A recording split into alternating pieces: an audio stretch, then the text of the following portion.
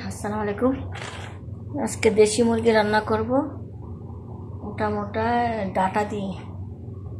Data দিয়ে দেশি মুরগি রান্না করব। ডাটা দিয়ে মুরগি বড় বড় ডাটা দিয়ে রান্না করলে ভালো লাগে মুরগি।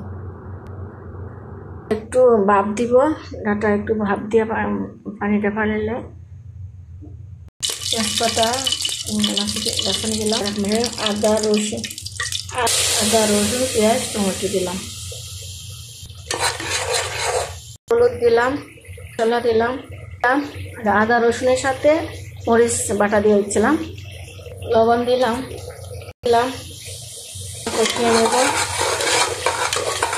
এখন মুরগি বেঁধে দিলাম, মুরগিটা কষিয়ে নিলাম। এখন ঝোল দিব, মশলা ডাটাগুলি দিয়েছি, পানি দিব, ডাটা দিয়ে ঝোল দিলাম। তরকারি হয়েছে, দুটো ডিম দিলাম, মাছের ডিম দিলাম। এখন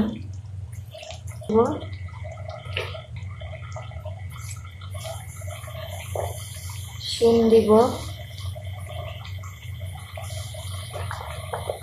আলু দিলাম, কাঁচামরিচ দিলাম।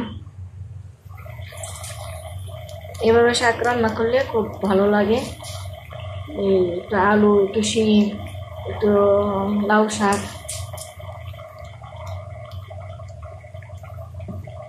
সিদ্ধ দিলাম, আলু সিদ্ধ হয়ে গেল। এখন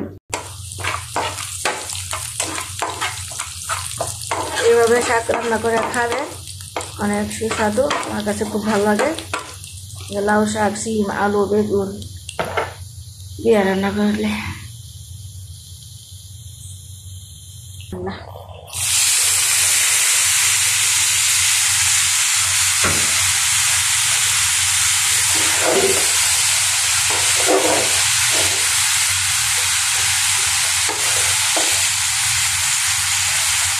শাক রান্না করলে খুব ভালো লাগে।